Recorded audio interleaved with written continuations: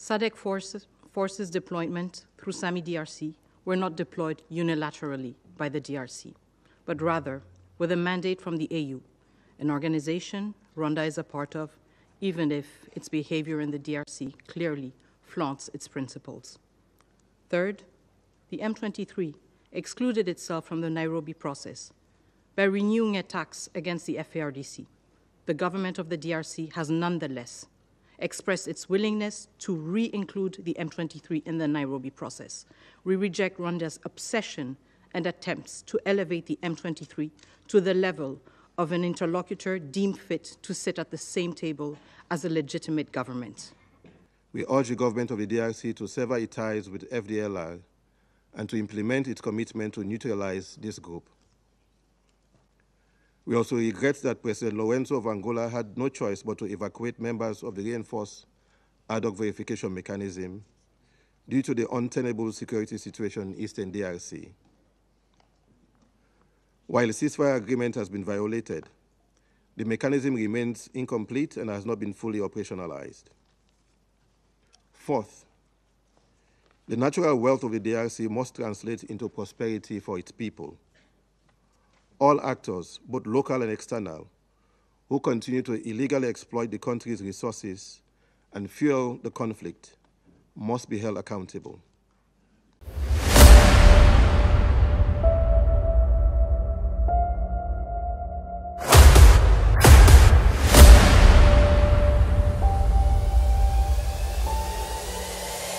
This is the journey to One Africa. Thank you, President. We apologize deeply for these technical difficulties. Can you hear me? You have the floor, Madam. Thank you. Mr. President, distinguished members of the Council, Madam Minister of State, Minister of Foreign Affairs of the Democratic Republic of the Congo, Permanent Representative of the Republic of Rwanda, and other distinguished ambassadors and representatives. Thank you for convening an emergency meeting of the Security Council to follow up on the situation in Goma. Allow me to share with you our understanding of the current situation and the implications for MONUSCO. The escalating clashes in eastern DRC have resulted in massive displacement. More than 178,000 people fled Kalehe territory when the M23 took over Minova, with more than 34,000 of them seeking refuge in already overcrowded existing IDP sites in and around Goma. This surge has exacerbated an already dire humanitarian situation and also a protection situation, overwhelming Goma's infrastructure and compounding challenges related to water, electricity, and medical services. Despite the deliberations and the appeal by member states at the Emergency Security Council meeting on 26 January, the M23 RDF launched an attack on Goma using heavy direct and indirect fire within hours after the conclusion of the Security Council meeting. These attacks continue to ravage the city, killing, injuring, traumatizing, and displacing civilians and exacerbating the crisis. In accordance with its obligations under international humanitarian law, during the last few days, MONUSCO has received a large number of people seeking refuge, including officials and various elements who have surrendered their arms, which underscores once again the critical role of peacekeeping in such a volatile environment. The mission's human rights component also continues to receive requests for individual protection measures from human rights defenders and civil society organizations, and is working internally and with external partners to ensure their safety. However, MONUSCO's bases are not able to accommodate the large number of surrendering elements and civilians seeking refuge. Moreover, our bases are not safe themselves. 2 mortars fell in MONUSCO bases and compounds in the last 3 days, as well as countless bullets. Installations of former police unit staff in Jambar camp have been destroyed and burned. MONUSCO is storing voluntarily relinquished or abandoned weapons in accordance with international standards. MONUSCO is taking concrete steps to secure these weapons surrendered by various fighting elements to avoid any possible scenario where the mission could be put under pressure to hand over those weapons to any group. Casualty evacuation efforts remain a significant challenge. During the fighting in Sake, which began 4 days ago, peacekeepers were seriously injured. We continue to do our utmost to ensure timely evacuation of injured peacekeepers and other casualties to our level 3 hospital in Goma, despite continuing challenges.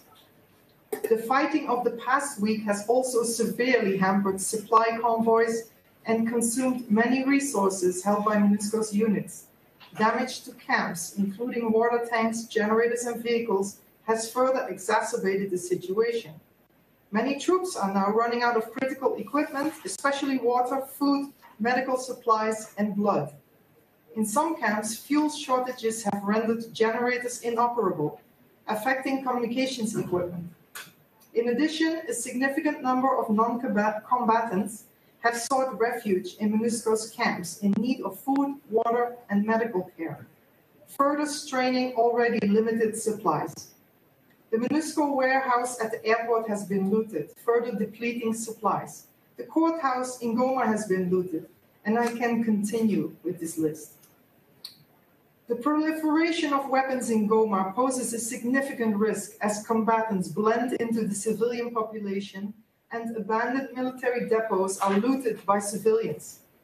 The mass influx of internally displaced persons without shelter, the separation of families, the proliferation of armed elements, and the escape of prisoners following a breakout from Goma prison increase the vulnerability of women and children to sexual and gender-based violence. Therefore, in line with the appeal of the Bishop of Goma, we call on all parties and the population to guarantee the protection of life and access to basic services for all and to prevent sexual violence. Armed clashes in Masisi, Rutshuru, and Nyiragongo continue to result in civilian casualties and displacements, further escalating the humanitarian crisis. Electricity and water supplies remain disrupted in Goma, and medical facilities are completely overwhelmed. Due to the intensity of the ongoing combat and the proximity of the front lines, humanitarian operations have been suspended or readjusted.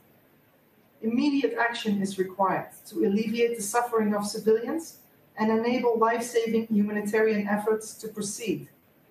Moreover, ethnically motivated attacks in a region with a very sensitive history need to be taken seriously. In the past 4 days, the Human Rights Office has documented at least one case of ethnically motivated lynching in an IDP site in Goma, as well as physical and verbal violence against journalists in Goma, all due to their perceived ethnic identity. In light of the ongoing crisis, we urgently require the end of jamming and spoofing, as well as the establishment of humanitarian corridors between Goma, Minova, and Bukavu. This will allow the resupply of essential items, the rotation of humanitarian staff, and the safe movement of civilians. We also appeal for the establishment of high-level diplomatic channels to ensure that critical airports, border points, and humanitarian access routes are reopened without delay. We stress that military action cannot resolve this conflict. It is imperative that all parties cease hostilities and commit to political dialogue in order to prevent further civilian suffering. Resuming the Luanda process is of the utmost urgency to ensure a path towards de-escalation and to avert the looming threat of a third Congo war. We remind all parties of their obligation to uphold international humanitarian law and stress that attacks on United Nations peacekeepers may constitute war crimes. The degree of suffering that the population in Goma and its environments is enduring is truly unimaginable. Let us please draw on our humanity and do our utmost to bring an immediate end to such levels of violence and suffering. In conclusion, the situation in Goma requires urgent and coordinated international action.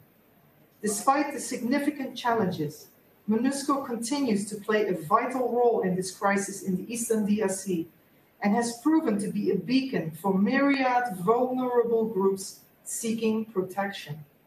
However, the mission is challenged in ensuring the safety of its staff and premises, which has been severely impacted by the heavy direct and indirect fire used in these last few days, and to address the logistical, human rights, and humanitarian challenges we are all facing to ensure the mission's continued effectiveness.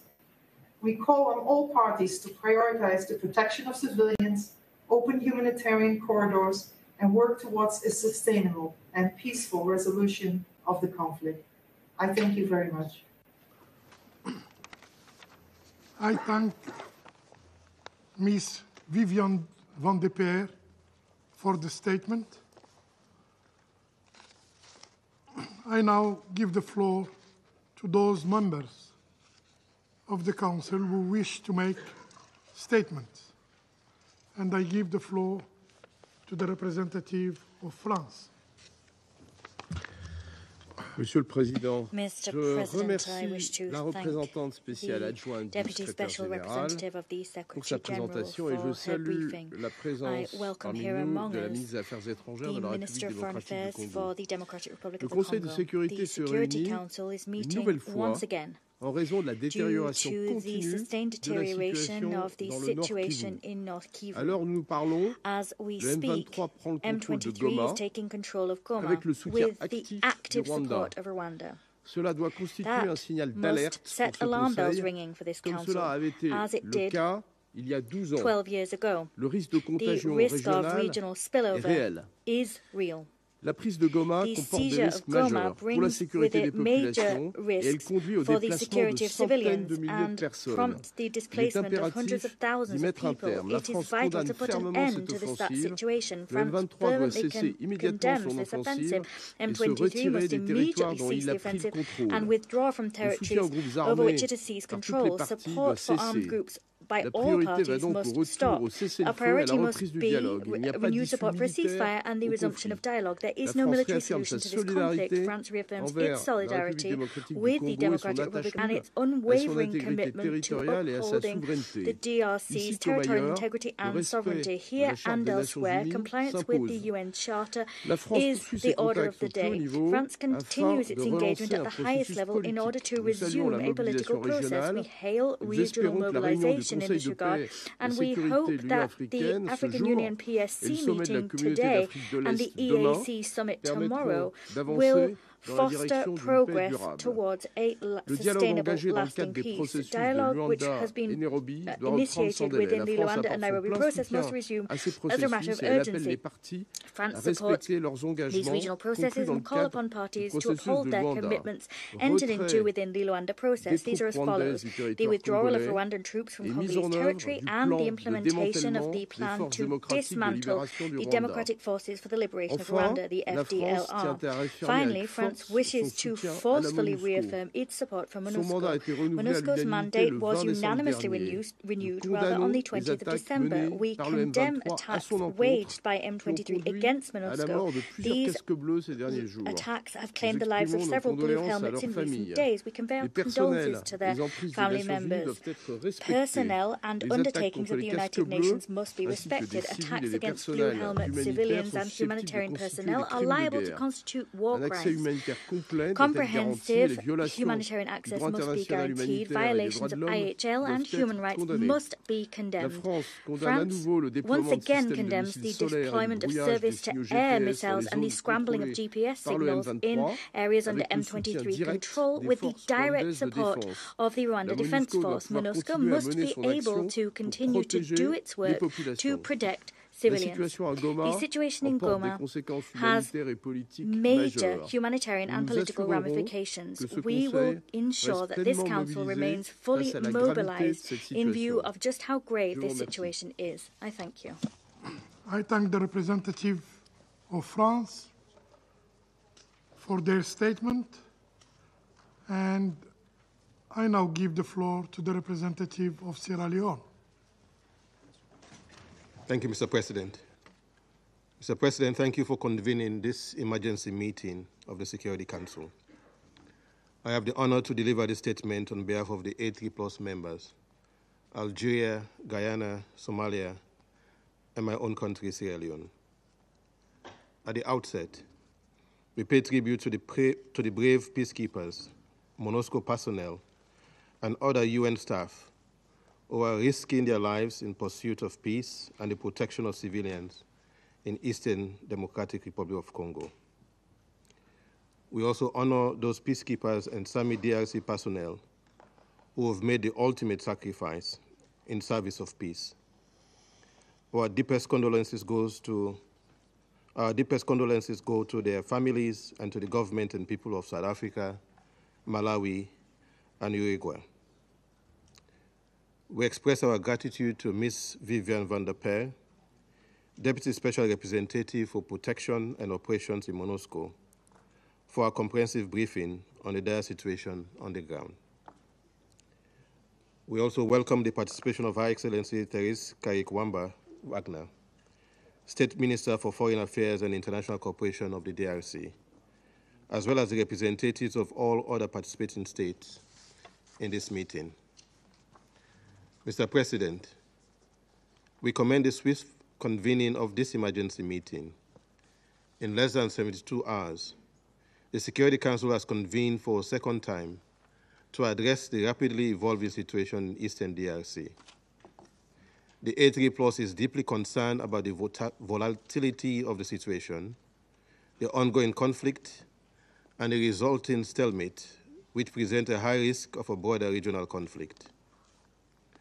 We have listened attentively to Ms. van der Peer's briefing, and it is clear that the people of Goma, and indeed the wider Congolese population, deserve more than a temporary cessation of the M23/AFC offensive.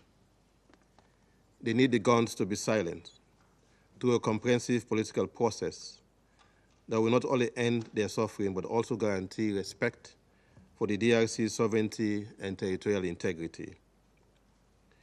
In this regard, we make the following point. First, we call for an immediate de-escalation of the tension and a restoration of calm in Goma. We urge the M23-AFC to cease its advances and for all parties to exercise the utmost restraint to ensure the protection of civilians. Given the unpredictable and volatile nature of the situation in Goma and surrounding areas, it is imperative that all efforts, whether from MONUSCO or other actors, focus on safeguarding the population from harm. Given Goma's critical role in facilitating access to the region, all efforts to protect civilians must also address the need for humanitarian access, as well as the safety and security of UN peacekeepers and SAMI DRC personnel. The M23/AFC must refrain from obstructing humanitarian assistance or closing humanitarian corridors. The A3+ stresses the critical need for uninterrupted aid to reach the most vulnerable and reminds all parties of their obligations under international humanitarian law to protect civilian lives and ensure the delivery of aid to those in need. Second, as we have stated before, the situation in Eastern DRC will not be resolved through military means. It requires a political solution, supported by diplomacy and regional cooperation. Since our last meeting on Sunday, we have seen significant African diplomatic efforts to support the Congolese people and encourage both the DRC and Rwanda to reach a mutually acceptable resolution.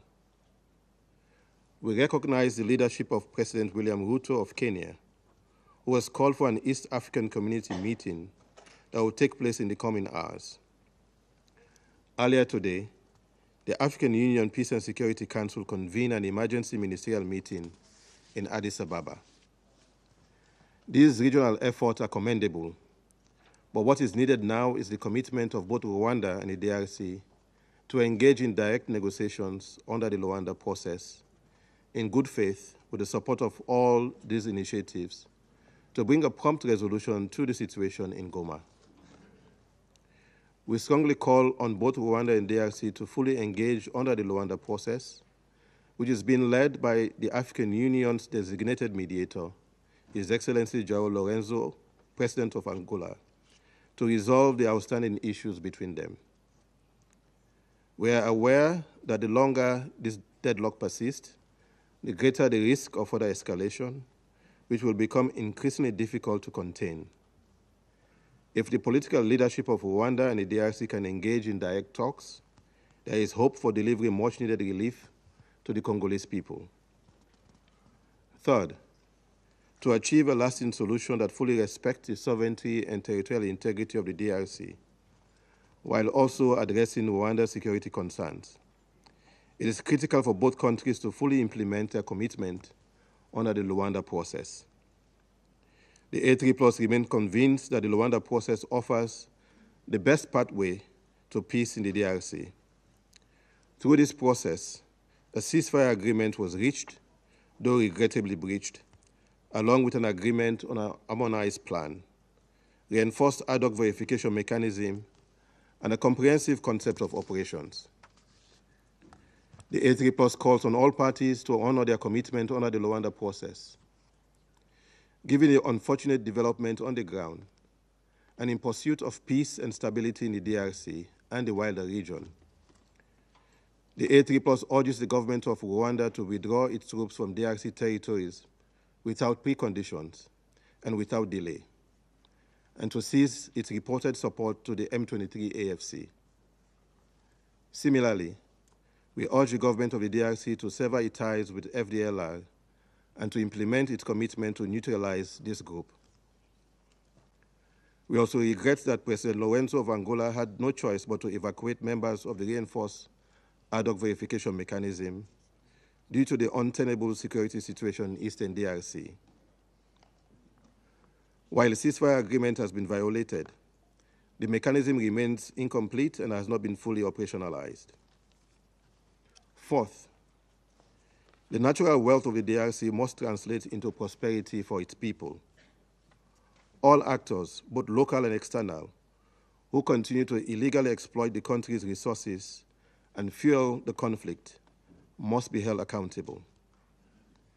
Mr. President, the A3+ expresses deep concern and regret over the reported attacks on embassies in Kinshasa amidst protests relating to the M23 AFC rebel group's offensive in Eastern DRC. These acts against diplomatic missions and their personnel violate international law. As we acknowledge the legitimate concerns of the Congolese people regarding the security situation in Eastern DRC and the activities of the M23 rebel group, we call for the protection of diplomatic missions and strongly urge all parties to refrain from violence, respect diplomatic norms, and exercise restraint. Peaceful and constructive engagement remains the most effective way to address these pressing issues. In closing, we are all well aware of the critical importance of Goma to the Congolese people. Goma is the heart of the DRC. Allowing this vital city to remain under the control of a rebel group sends a disturbing message about the ability or willingness of the international community to prevent threats to international peace and security from flourishing. It is a moral imperative for all actors, including this Council, to act decisively to address the unfolding situation in Goma and to tackle the structural root causes of this conflict. I thank you. I thank the representative of Sierra Leone for their statement. I now give the floor to the representative of the United Kingdom. Thank you, President. Let me start by thanking DSOSG Van der Peer for briefing us today. And I welcome the participation of DRC Foreign Minister Wagner, alongside other representatives from the region and troop-contributing countries. President, the UK is deeply alarmed by the events that have unfolded in Eastern DRC. Since we met on Sunday, M23, with support from the Rwandan Defence Forces, have closed in on Goma. M23 have declared that it is now under their control. The humanitarian impacts are dire. The advances have displaced close to 1 million people in North and South Kivu. Civilian casualties are rising. Hundreds of thousands of people who have already fled from M23's advances, many of them several times before, are now on the move again, with virtually nowhere safe to go. How many times must they pack up their lives and flee? The cycle must end. The UK is also deeply concerned by the limited ability of humanitarian actors to get help to those who need it. Key humanitarian routes, land, water and air, are closed, and hospitals are overcrowded, with staff risking their own lives to provide emergency assistance. More than 800,000 people in the area who were prioritised for support may no longer receive vital food and nutritional assistance. We call on the parties not to obstruct the vital services that humanitarians are providing, and to cease hostilities and uphold the protection of humanitarian workers, as required in international humanitarian law. We also urge all parties to consider essential humanitarian corridors to allow the resupply and delivery of essential life-saving items and the freedom and safe movement of civilians and humanitarian actors. President, the UK is also deeply concerned by the continued endangering of peacekeepers' lives.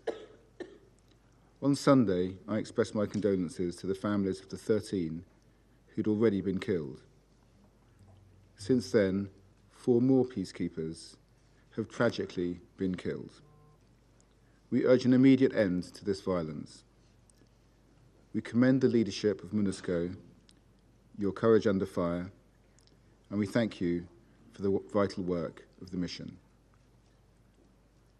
Finally, President, the UK's Foreign Secretary and Minister for Africa have spoken with Rwanda at the highest levels, as well as with wider partners in the region, and we have made clear that there can be no military solution.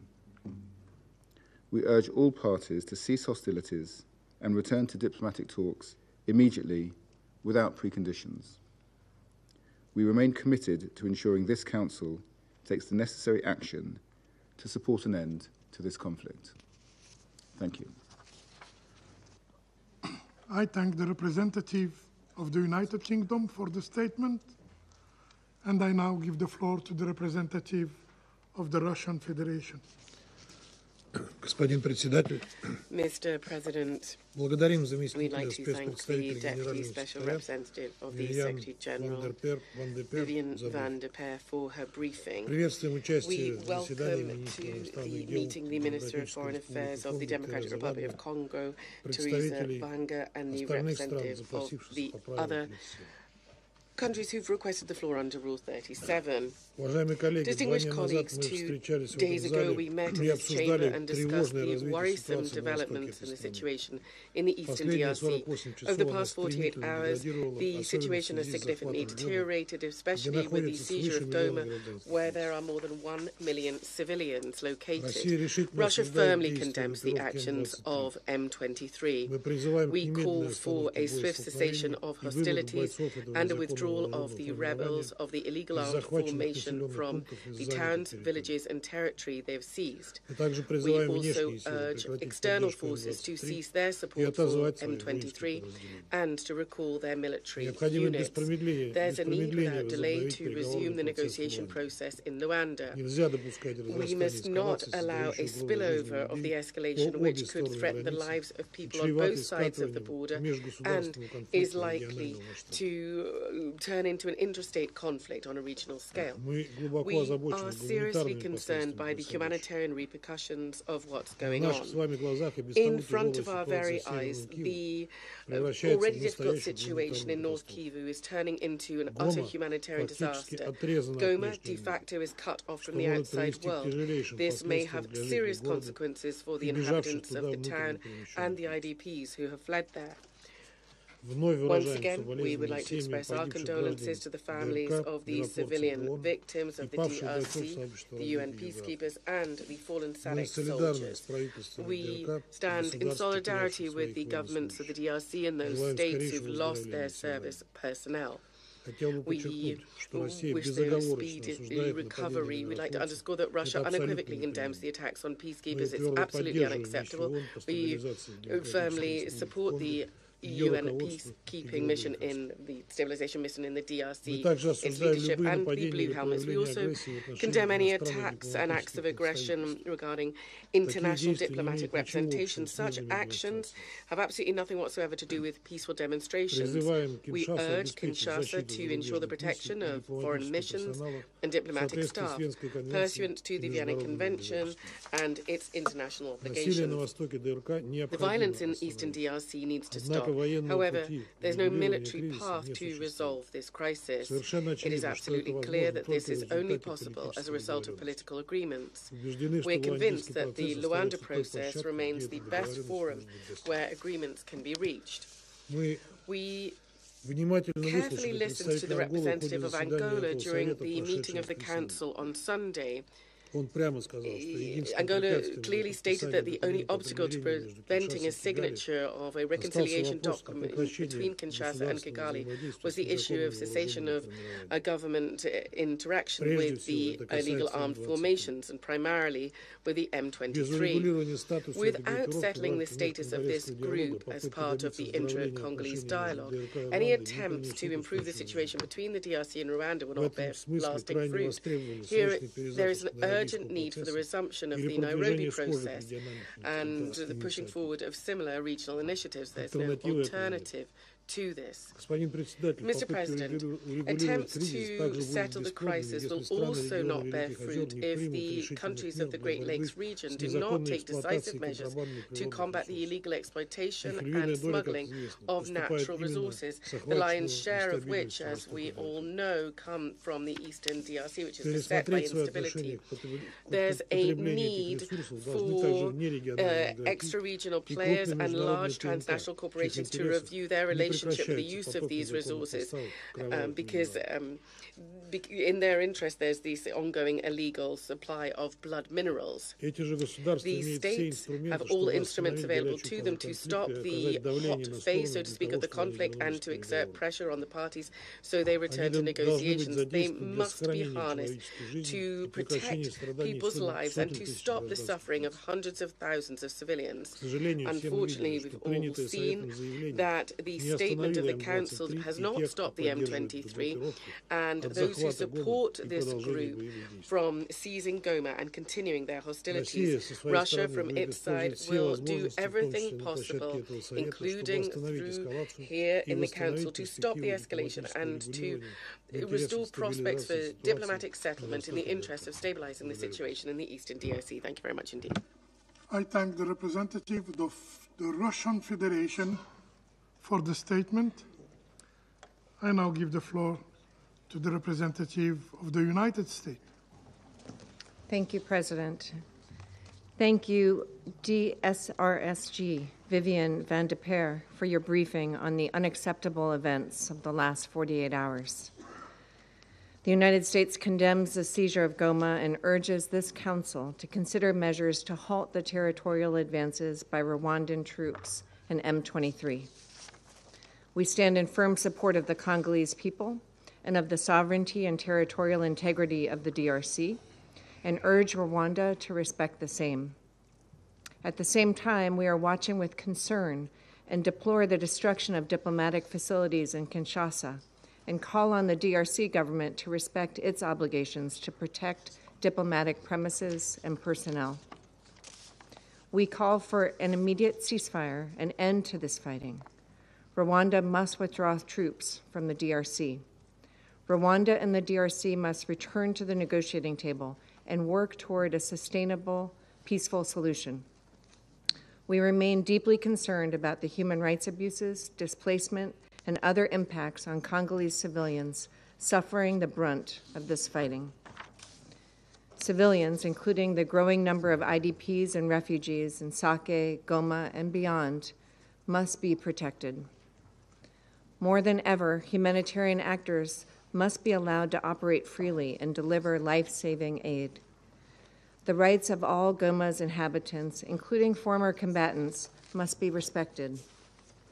We are similarly concerned that M23's and Rwanda's ongoing advances are opening up a bloody new front to this conflict in South Kivu, which no longer benefits from the roles MONUSCO assumed in the past to protect civilians and facilitate humanitarian assistance. We must not allow this violence to spiral into a wider regional conflict, which would incur a horrific human toll. We mourn all the Congolese who have lost their lives in this fighting. We also extend heartfelt condolences to the countries and families of UN peacekeepers and SAMI DRC troops lost during these attacks. We applaud MONUSCO for its commitment to protect civilians and the bravery and professionalism demonstrated by peacekeepers in recent weeks. As we have said before, Rwanda's support to M23 remains wholly at odds with its robust support to UN peacekeeping. Rwanda said on Sunday that it means no harm to MONUSCO, but 3 peacekeepers have been killed, with many more injured. Additionally, UN and humanitarian personnel, as well as civilians, are endangered by Rwanda's ongoing use of GPS interference and deployment of advanced weapons and systems. Hope is not lost. There is an end in sight to this fighting and a path for a regional dialogue, but the international community must act now. Those unwilling to return to the negotiating table must face a clear and unambiguous response from the Council. We must abandon the delusion of short-term military solutions and work instead toward a durable peace powered by regional economic arrangements for the Great Lakes' vast mineral wealth to ensure stability and prosperity for local populations. Addressing historical grievances, ending ethnic attacks, and other roots of this conflict must be done through a process that has clear incentives and unmistakable accountability. The international community has the tools in hand to end the fighting and build sustainable solutions to the Eastern DRC conflict. We must collectively marshal the will to leverage such tools, as the United States is fully prepared to do, or be prepared to accept unthinkable cost, measured in human lives. Indeed, as the United States observed at our briefing on Sunday, we will consider all the tools at our disposal in order to hold accountable those responsible for sustaining armed conflict, instability, and insecurity in the DRC. I thank you. I thank the representative of the United States for the statement. I now give the floor to the representative of Denmark. Thank you, Mr. President. And thank you, dear SRSG Van der Peer, for your briefing on this serious and evolving situation. I welcome the presence of Her Excellency Foreign Minister Wagner at this meeting. Mr. President, just 2 days ago, this Council convened urgently to address the situation in Eastern DRC. We were briefed on the dramatic escalation of Goma on a knife's edge, of peacekeepers being killed and civilians fleeing. Today, the situation has continued to deteriorate. Let me be clear. Denmark strongly condemns the ongoing offensive by M23 with support of the Rwanda Defense Forces and the military presence of Rwanda in DRC. We demand that M23, supported by the RDF, immediately halt and reverse their territorial expansion and withdraw. We demand that Rwanda ceases its support to the M23 and that the DRC ceases its support to the FDLR. Colleagues, we've all seen the devastating images. Shelling and heavy artillery in the city center of Goma, civilians fleeing, overcrowded hospitals, and ongoing looting.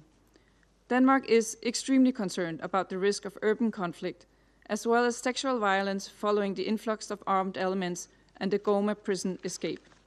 Likewise, we are deeply alarmed by the risk of attacks against human rights defenders who now fear individual persecution and ethnically motivated attacks. We also express our deep concern with the recent attacks on diplomatic missions in Kinshasa. This is unacceptable. Mr. President, against this dangerous and rapidly developing backdrop, allow me to highlight 4 key points.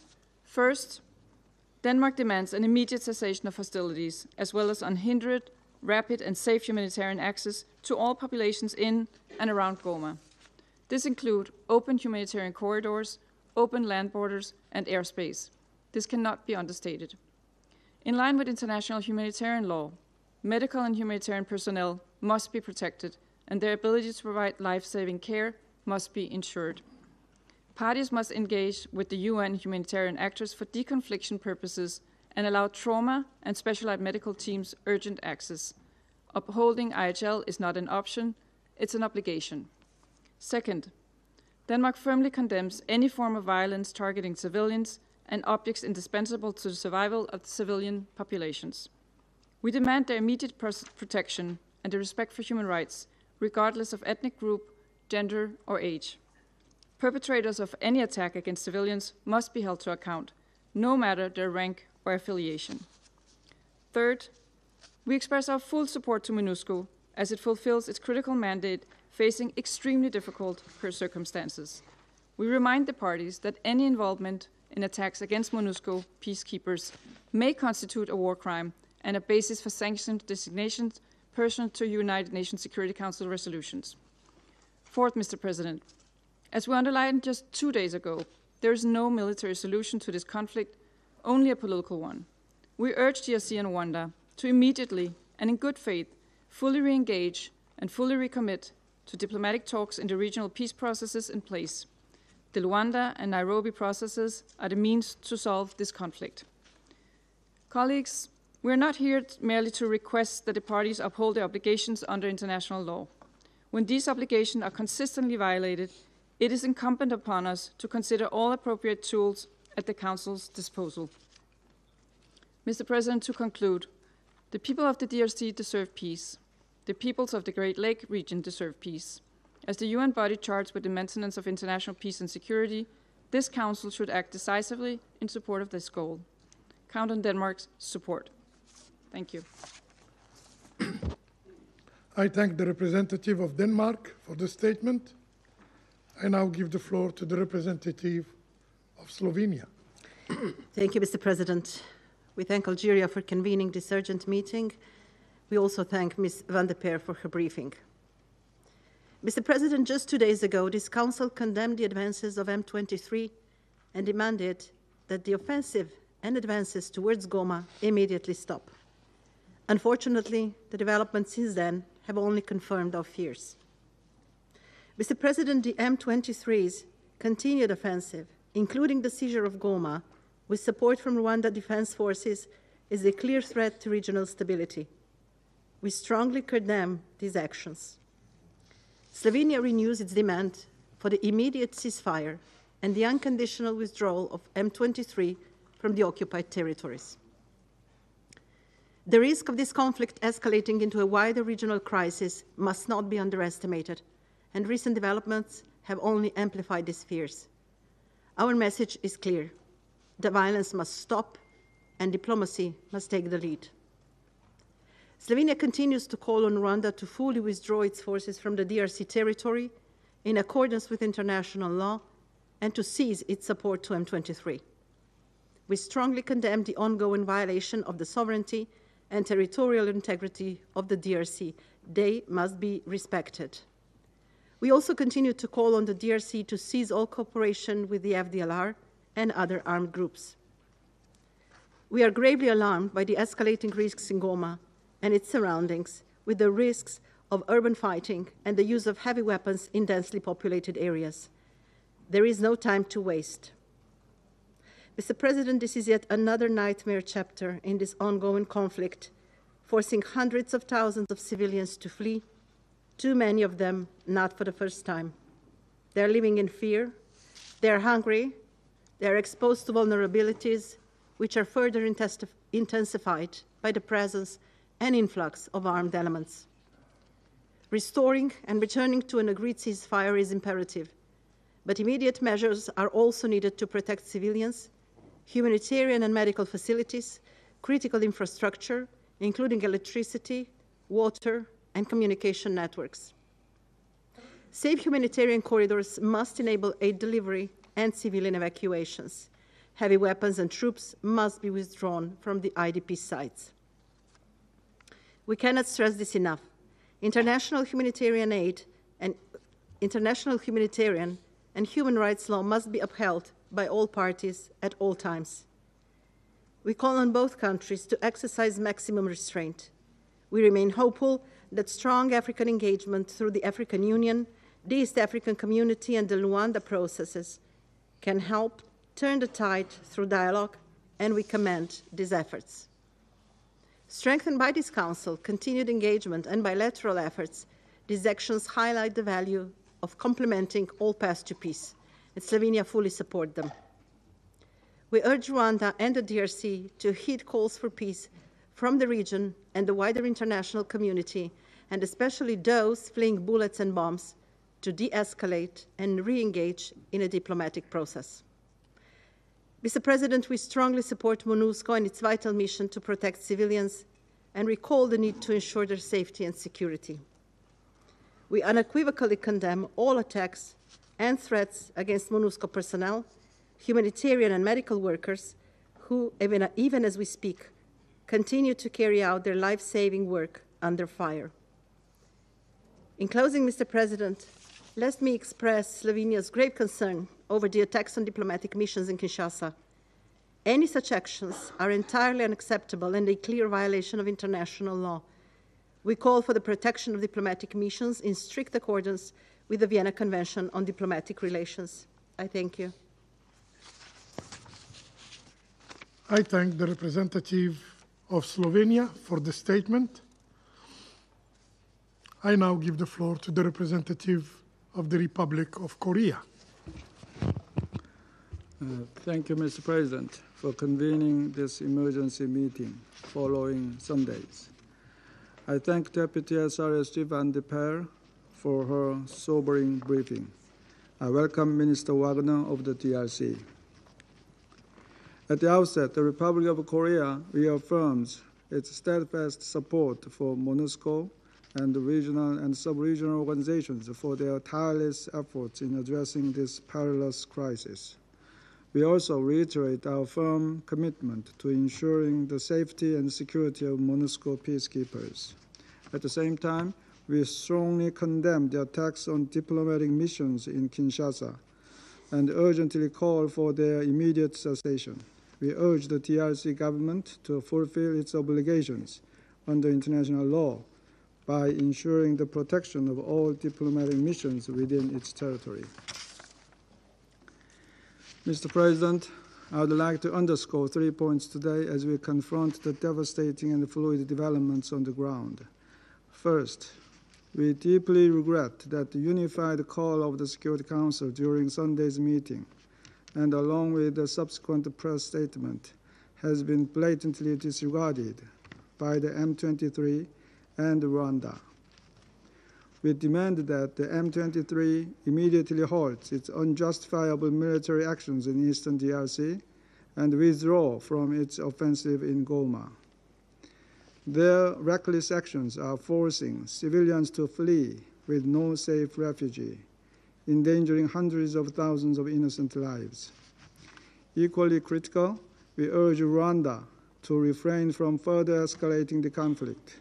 We must once again stress our urgent appeal to Rwanda to cease all forms of support to M23 and promptly withdraw any unauthorized military presence from DRC territory. These actions undermine the foundational principles of the UN Charter, including respect for sovereignty and territorial integrity. Second, the Security Council must consider all measures at its disposal to bring an end to this devastating conflict. the Council must deliver a more decisive and unequivocal message. In addition, concrete actions must be pursued to effectively influence the strategic calculations of the parties involved in the conflict. We must recall that it was a strong diplomatic pressure that stopped the M23 back in 2012. A thorough investigation into the attacks against the peacekeepers is also vital. The safety and security of UN peacekeepers is a top priority for the Security Council. All perpetrators of violations of international humanitarian and international human rights laws, including sexual and gender-based violence, must also be held accountable. Third, both the DRC and Rwanda must return to meaningful negotiations and fully honor their obligations under the Rwanda process. We reaffirm our full support for President Lourenço of Angola in his critical mediation efforts. We also look forward to the African Union Peace and Security Council playing a key role in exerting necessary pressure following its emergency ministerial meeting held this morning. Furthermore, we encourage sustained and coordinated pressure from all regional and international actors at the highest levels of government to help urgently de-escalate this conflict. In conclusion, Mr. President, the Security Council must take action. Most importantly, we must not lose sight of the innocent civilians who, even as we meet here today, are awaiting the Council's action. The Republic of Korea remains steadfast in its commitment to constructive engagement, working collectively to swiftly and decisively overturn the consequences of unlawful military actions. Thank you, Mr. President. I thank the representative of the Republic of Korea for the statement, and I now give the floor to the representative of China. Thank you, President. At the outset, President, I'd like to thank you for convening this emergency meeting. I thank DSRSG Vanderberg for the briefing. I welcome the Foreign Minister, Kaikwamba of DRC, to the meeting today. Since Council's Sunday consideration of the situation in Eastern DRC, the ground situation has taken a nosedive. M23 overran Goma, the capital of North Kivu province, causing massive civilian displacement and increasing the risk of a greater conflict. The developments are deeply worrying. China reiterates our firm support for the sovereignty and territorial integrity of the DRC and opposition to any violations of the UN Charter and international law. China demands that M23 to immediately cease all hostilities and withdraw from Goma and other occupied areas. China hopes that Rwanda attaches importance to the calls from SD Guterres and relevant African countries. Stop military support for M23 and immediately withdraw all its military forces from the territory of the DRC. We urge parties to the conflict to abide by international humanitarian law and to protect the security of civilians and civilian infrastructure. Meanwhile, the security of foreign nationals and institutions in DRC should be protected too. China once again strongly condemns M23's attacks against UN peacekeepers.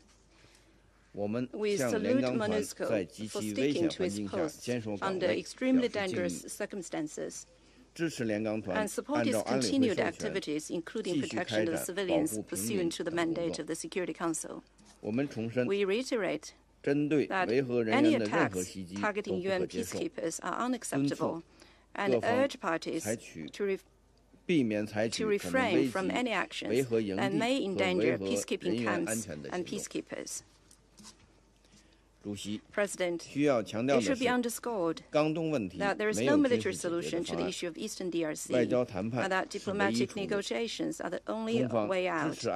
China supports the leaders of Angola, South Africa, Kenya, among others, in conducting emergency communication with countries concerned and welcome East African Community's announcement of a forthcoming emergency meeting. We call on Rwanda and the DRC to return to the track of diplomatic dialogue as soon as possible and to implement the mutual commitments made under the Luanda process, including commitments to neutralizing FDLR. We hope the two countries can actively respond to the mediation efforts of the international community and regional countries and maintain dialogue and negotiations to resolve concerns. At present, the situation in Eastern DRC is at a critical juncture fraught with peril. China supports the Security Council in keeping its unity, taking necessary actions to create favorable conditions to prevent the situation from worsening further and to push for political settlement. I thank you. I thank the representative of China for the statement. I now give the floor to the representative of Pakistan. I thank you, Mr. President. Mr. President, we thank you for convening this meeting on this urgent topic. We thank Deputy SRSG Vivian van der Peer for her valuable briefing. We also welcome the participation of the Foreign Minister of the DRC in this meeting, as well as the permanent representatives of Rwanda, Uruguay, Angola, Guatemala, Zimbabwe, and Burundi. Mr. President, since we met on Sunday, the M23 has largely seems to be in control of Goma. Thousands of people are currently fleeing their homes, adding to the millions already internally displaced in eastern DRC. Many UN and other peacekeeping troops are still encountering mortar and small arms fire. 3 UN peacekeepers have lost their lives and 22 have been injured. Sami DRC has also taken fatalities and casualties. We once again express our deepest condolences to the families of the fallen peacekeepers and pay tribute to their bravery, and especially those who died in the line of duty. I would like to make the following points. First, we strongly condemn M23's offensive on Goma. It must immediately stop its advance and vacate all territories it has occupied. We condemn the violations of the sovereignty and territorial integrity of the DRC. All foreign forces must be withdrawn from the territory of the DRC. Second, the M23 siege of Goma has grave humanitarian consequences. The UN Secretariat and other humanitarian actors, in consultations with the DRC, should urgently develop a plan for the protection of civilians, the handling of internally displaced people, and addressing the humanitarian crisis in eastern DRC. The M23 must not impede access for immediate, safe, and unhindered humanitarian aid and humanitarian personnel to the affected areas and to the affected people, including through humanitarian corridors. Third, we strongly condemn the continued attacks on the peacekeepers. Attacks on peacekeepers constitute war crimes, and those responsible for perpetrating, supporting, and sponsoring these attacks must be held accountable. At the same time, we deplore the attacks on diplomatic facilities in Kinshasa. We ask the UN Secretariat and MONUSCO, in consultations with the DRC, to urgently present an effective plan to ensure the safety and security of MONUSCO and other peacekeepers, including through the steps that they have already taken. Fourth, we stress that there is no military solution to the conflict in eastern DRC. We call on Rwanda and the DRC to cease hostilities and to immediately revive the Luanda process of dialogue under the mediatory leadership of President Lourenço of Angola. The understandings reached under this process, that is the neutralization of the FDLR and the withdrawal of Rwandan forces from DRC, should be maintained and implemented even as the challenge posed by the M23 is confronted and resolved.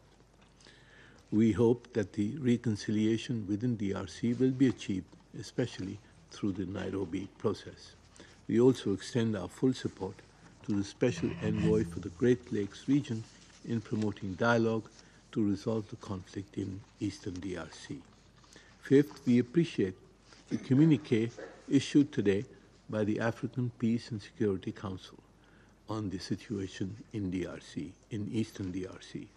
African institutions would no doubt have to play a very important role in bringing the decades-old conflict to an end in accordance with the call for African solutions to African problems and silencing the guns. Sixth, the Security Council and the Secretary General will need to evaluate the future role of MONUSCO in the evolving circumstances in Eastern DRC. In our view, the mission must be maintained and its mandate reviewed and adapted to respond to the new circumstances and operating environment. The mission will need to be adequately reinforced and equipped to discharge its current or modified mandate. Finally, Mr. President, we once again call to address the issue of the illegal exploitation of the DRC's natural resources, which is the root cause of this conflict. I thank you, Mr. President. I thank the representative of Pakistan for the statement. I now give the floor to the representative of Greece. Thank you, Mr. President. I would like to thank Ms. van der Per, Deputy SRSG, for briefing us on this urgent meeting today and commend the courage of all of MONUSCO's personnel in these very difficult circumstances. I would also like to welcome the participation of the Honorable Foreign Minister of the Democratic Republic of the Congo in our meeting. Mr. President, allow me to emphasize 4 key points. First, we strongly condemn the capture of the town of Sake on January 23rd and the invasion of Goma on January 27th by M23. We reiterate that the sovereignty, unity and territorial integrity of the DRC must be fully respected. The presence of Rwandan troops on the territory of DRC and the support to the M23, as also stated by the Secretary General on January 26, are very concerning and are strongly condemned. We call on Rwanda to cease its support to the M23 and to withdraw its forces now. Second, we call for urgent de-escalation, and we stress that it is more imperative than ever that particularly Rwanda and DRC commit to the ceasefire as agreed last August, re-engage the political dialogue, and implement all decisions and commitments agreed under the Luanda process. Greece will continue to support African-led initiatives and welcomes the emergency ministerial session on the conflict in Eastern DRC convened today by the African Union Peace and Security Council and the upcoming meeting of SADC tomorrow. We call DRC and Rwanda to return immediately to the table of negotiations. Third, we are deeply concerned about the grave humanitarian and security consequences of the M23 offensive in North Kivu. All parties must respect international humanitarian law and ensure unrestricted humanitarian access. We strongly condemn all forms of human rights violations, abuses, violence against civilians, sex and gender-based violence in particular. Fourth, we reiterate our full support to MONUSCO, which is acting within its mandate and doing critical work in the DRC, including in the area of Goma, stress a strong commitment to the safety and security of its peacekeepers, condemns the attacks committed against personnel, and offer condolences to the families and government of the deceased peacekeepers. MONUSCO must be granted full access and freedom of movement to effectively fulfill its mandate and address urgent needs. The protection of civilians and humanitarian personnel must remain an absolute priority. Attacks against peacekeepers may constitute potential war crimes, and those attacks against MONUSCO peacekeepers form also a basis for potential sanction designations. Mr. President, we stand ready to consider any further engagement of this Council as unnecessary. I thank you. I thank the representative of Greece for the statement. I now give the floor to the representative of Panama.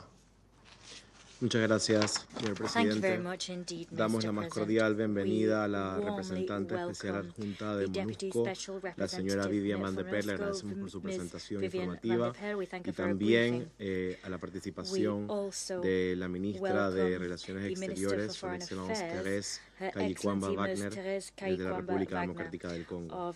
Señor Presidente, distinguidos miembros del Consejo de Seguridad, Panamá expresa su profunda preocupación por la alarmante situación que se desarrolla en la República Democrática del Congo. En los últimos días hemos sido testigos de una escalada de violencia que ha culminado con la entrada del M23 en la ciudad de Goma, con el apoyo de las fuerzas de defensa de Ruanda, según lo informado por el grupo de expertos. Esta ofensiva ha desencadenado una crisis humanitaria de proporciones devastadoras. Miles de civiles se han visto obligados a abandonar sus hogares, buscando refugio en condiciones precarias y enfrentando la suspensión de servicios básicos esenciales. La interrupción de estos servicios ha dejado a la población civil en una situación de vulnerabilidad extrema. La falta de acceso a agua potable, electricidad, atención médica y otros servicios esenciales agrava el sufrimiento de los desplazados y residentes locales. El Alto Comisionado de las Naciones Unidas para los Refugiados ha expresado su profunda preocupación por el agravamiento de la violencia y la crisis humanitaria en el este de la RDC, señalando que el número de desplazados internos ha aumentado en más de 400.000 en lo que va del año. La República de Panamá reitera su rechazo a cualquier forma de violencia que atente contra la seguridad e integridad física de la población civil.